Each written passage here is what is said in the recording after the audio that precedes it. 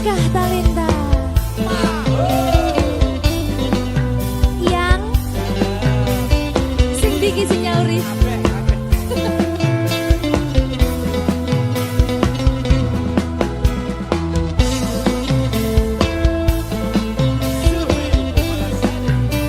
Iya yang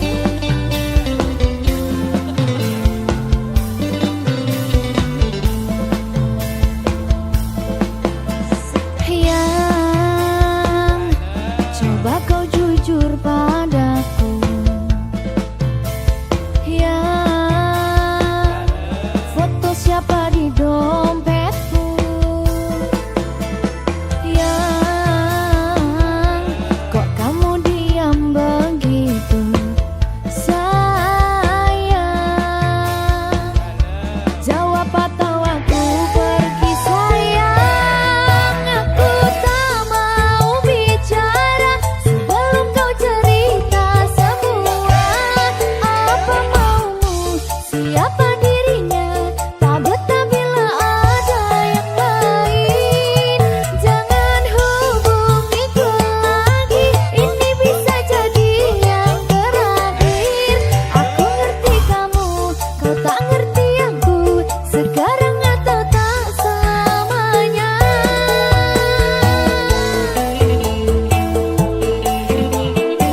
Ayo.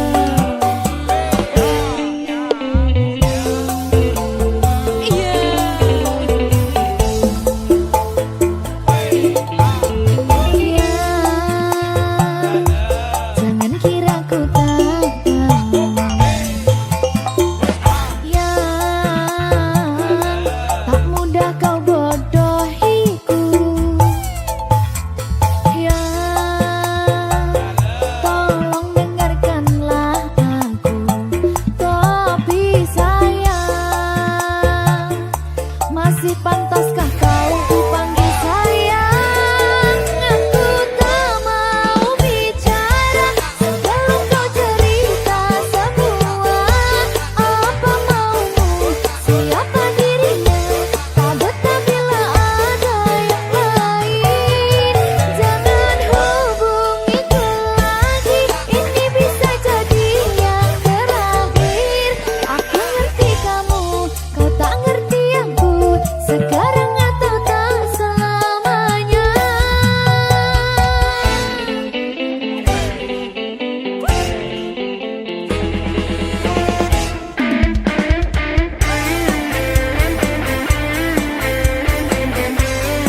Mr. Magic.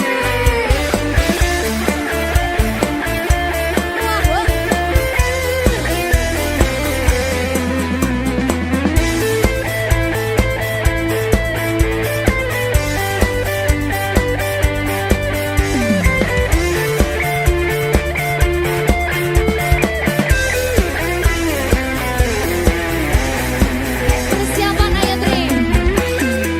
Sayangku mau bicara dan ku akan cerita semua. Apa mauku, siapa dirinya, karena memang tak ada yang lain. Terus hubungiku lagi, jangan bilang ini yang terakhir. Aku ngerti kamu, kamu ngerti aku sayang kamu selamanya. Aku tak mau bicara sebelum kau cerita semua. Apa maumu, siapa dirinya, tak betah bila ada yang lain. Jangan hubungiku lagi, ini bisa jadi yang terakhir.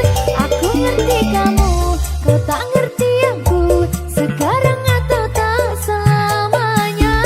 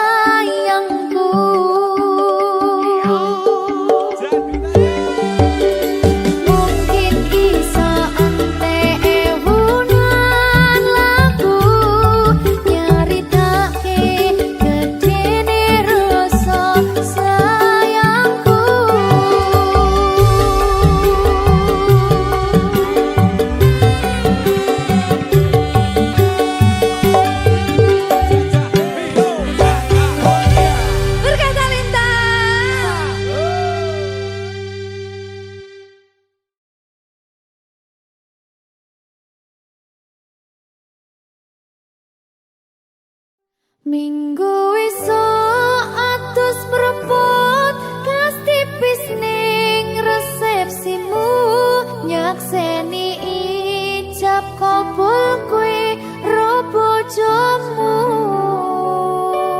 statusku biyen pacar saiki tamu undangan kelangan kowe aku oleh ijol prasmanan. Ya, berkata Linda. Ya, Jen.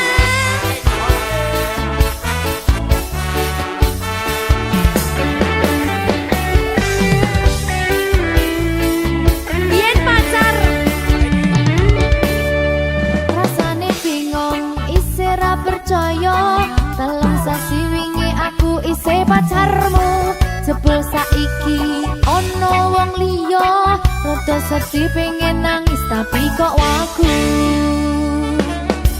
awale indah kini berantakan kabeh cerita mbok rampungi nganggo undangan aku gagah teko ning resepsinan kowe sesandingan tak tinggal nyanyi dangdutan aku ngerti yen atiku mung tok nggo rekreasi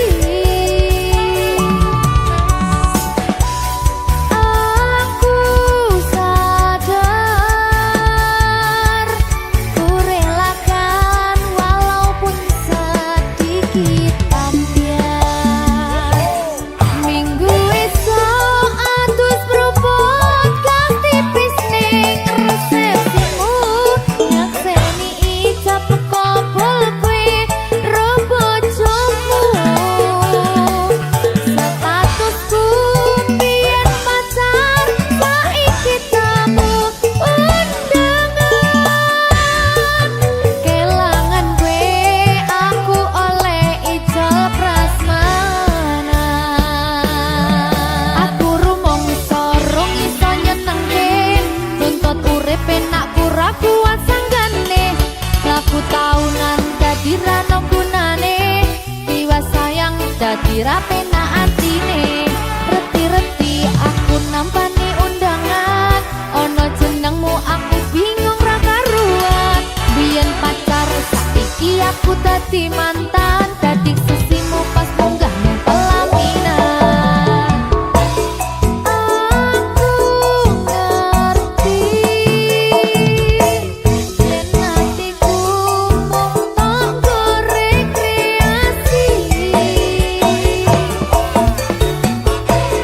aku sadar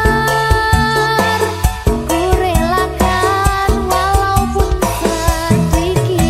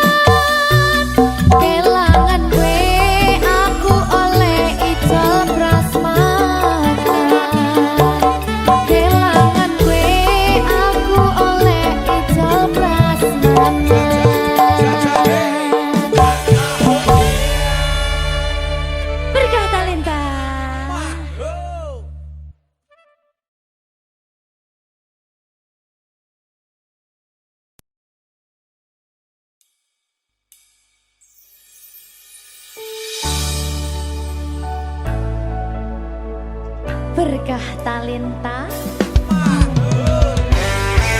Ayo Dek Dewa. Mbak Pi.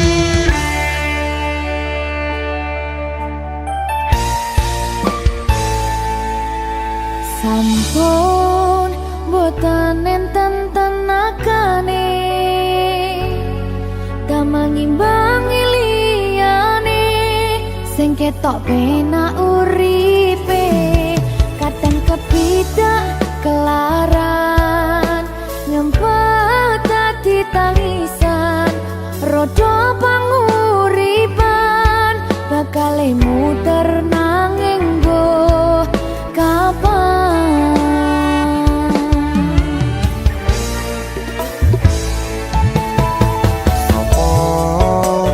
Sing pengen koyo ngene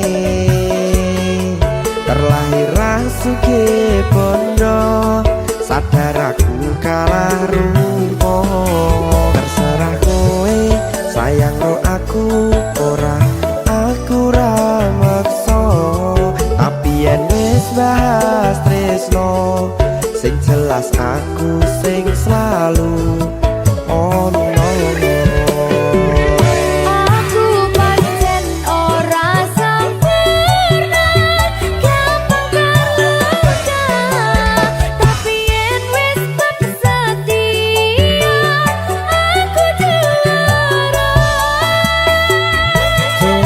Sawangan sithik wae perjuanganku.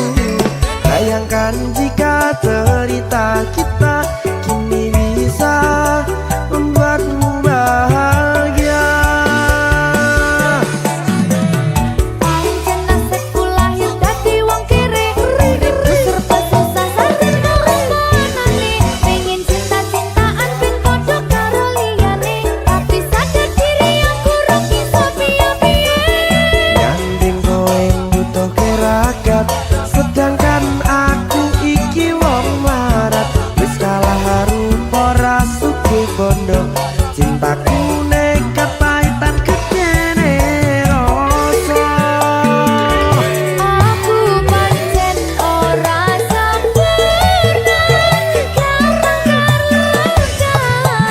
tapi yen wis setia aku juara. Coba sawangan sithik wae perjuanganku. Bayangkan jika cerita kita kini bisa membuatmu bahagia. Berkah talenta. Sadewo Risi.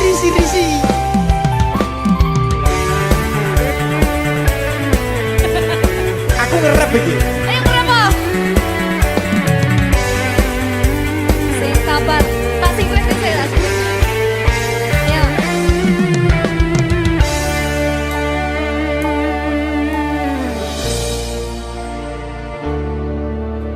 Sabar. Mentali ditoto sih. Bener nih. Bener nih.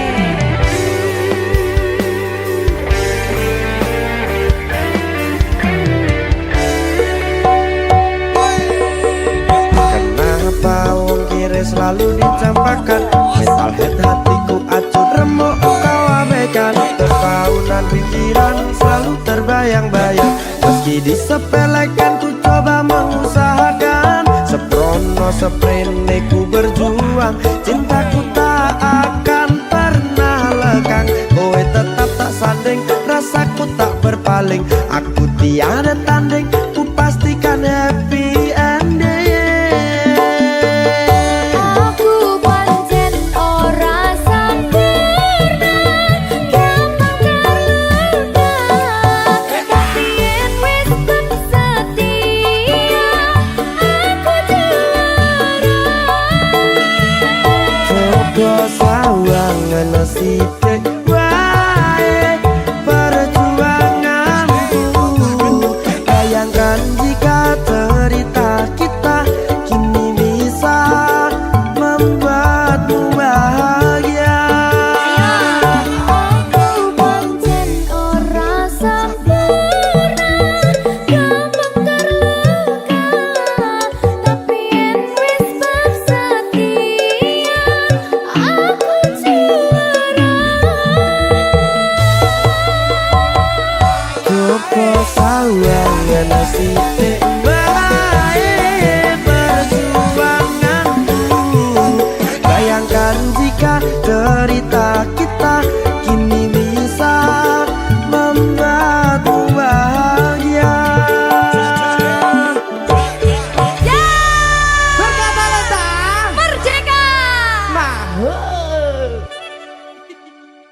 Mas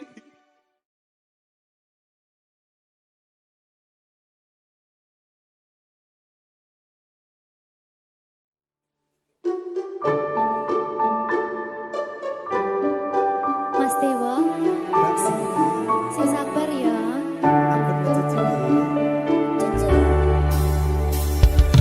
Saben dino rasane ra karuan, ngombe kopi legi ning rasane pahit tenan. Mangan mangut lele rasane kok padha tempe. Apa kaya ngene rasane wong ora duwe. Cintaku mbok yo sampun le nesu kabeh iso rasa kudu nganggo macucu emanen paras bagus mudak beda karo atimu rungokno tembangan manisku. Sayang ngapunten saestu yen durung saged nuruti apa karepmu, tapi aja sumelang ana dina liyane bakal tak upayake mbuh kepiye carane. Tresnoku ora bakal luntur, sayangku ora Janji. bakal goyah senajan kahanane bubrah. Aku bakal setia, ora mungkin mendua. Matur suwun sampun ana ngancani neng saben dina. Berkah talenta. Ampun mencucu nggih sayang. Aduh.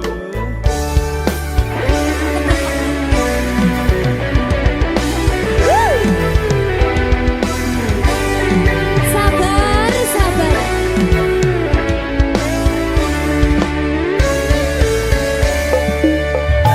Cintaku mbok yo sampun le nesu kabeh iso rasa kudu nganggo macucu emanen paras bagus mundak beda karo atimu rungokno tembangan manisku.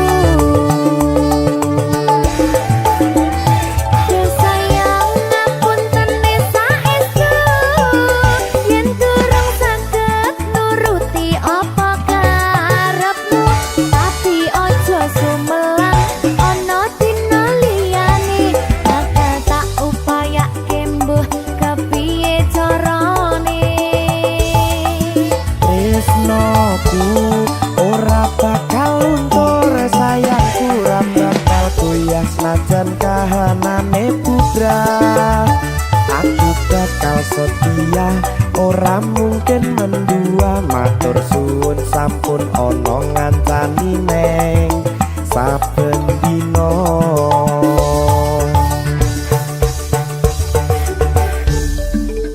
Berkah talenta.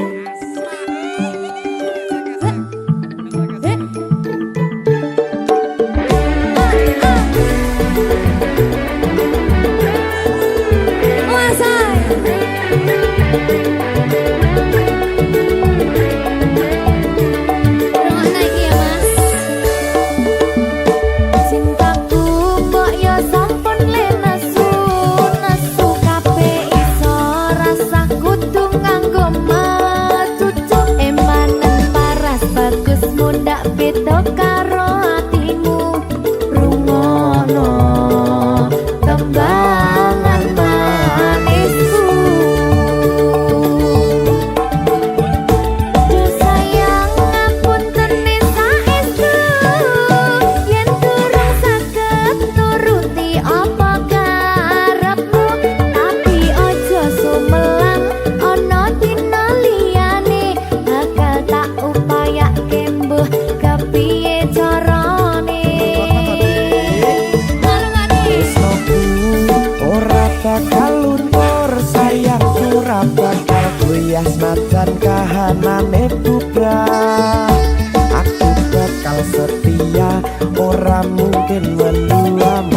suwun sampun ana ngantani neng saben dina.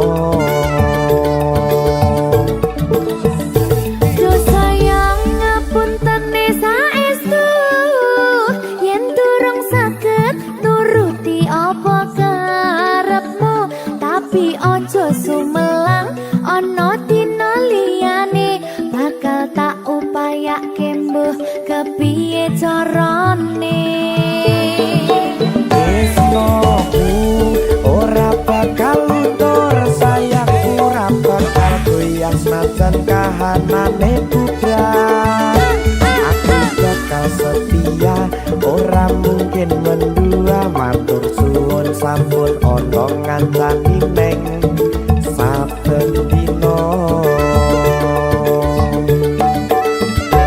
Aku bakal setia ora mungkin mendua matur suwun sampun ana ngancani neng saben dina. Berkah talenta.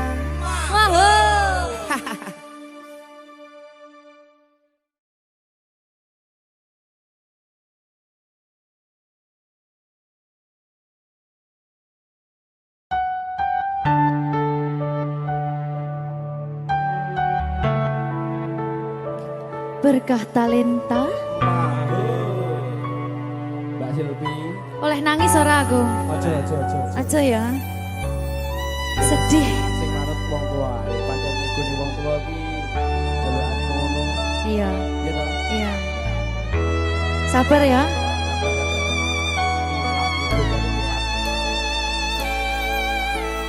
Tak ceritani cerita sing paling larani nalika bapak lunga ninggalke keluarga nelongso nanging kudu tak terima sing gawe tambah loro wong tuwa ana kaya ra ana ngendi kasih sayangi sing kaya cah liyane bapak ibu bingung dhewe-dhewe yen pancen kudu pisahan aja nganti anak dadi korban berjuang tinggalan dhewean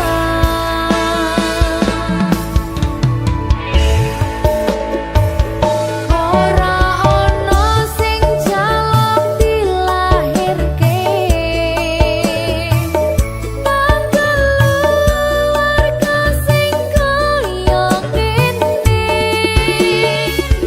tak tampa apa anane kabeh kahanane yen pancen ngene iki takdire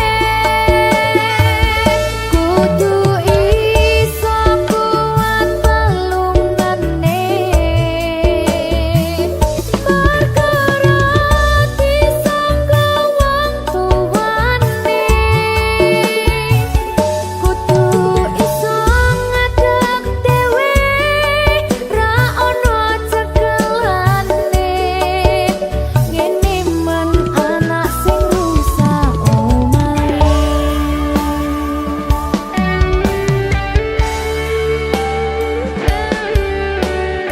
ngene man nasib dhewe kamu sapa iki menae ayo piye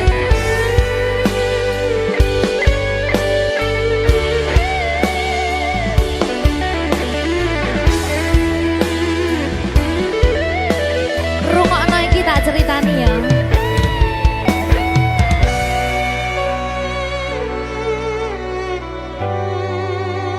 berkah talenta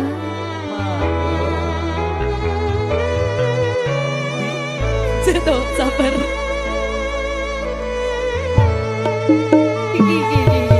Yen pancen kudu pisahan, ojo nganti ana dadi korban berjuang ning dalan dhewean. Ora esek-esek. Ora ana sing jaluk dilahirke,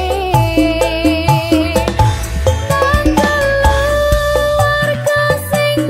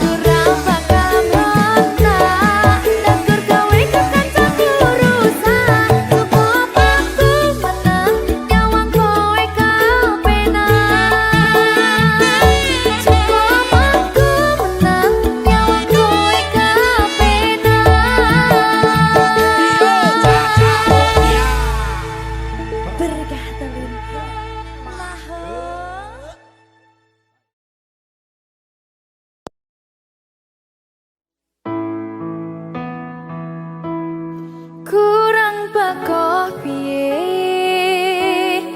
kok larani tetep ning kene kok sia-siake aku tetep karo kowe kurang sayang piye kurang kemati kepiye kowe teko nggawa tresno kowe lunga aku sing lara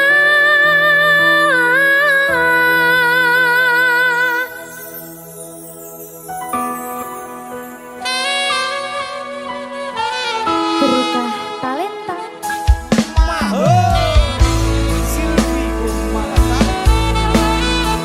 iya Jan temen ini Jan maafin aku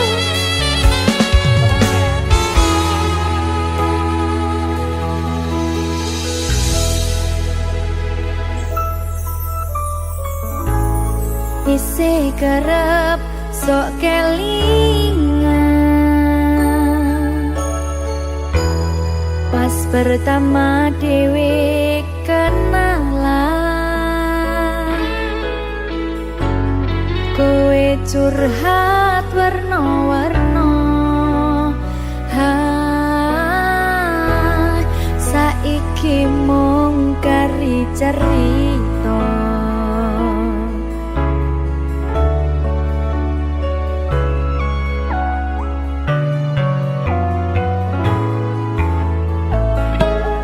kurang bakoh piye tok larani tetep ning kene tok sia-siake aku tetep karo kowe kurang sayang piye kurang kemati kepiye kowe teko nggawa tresno kowe lunga aku sing lara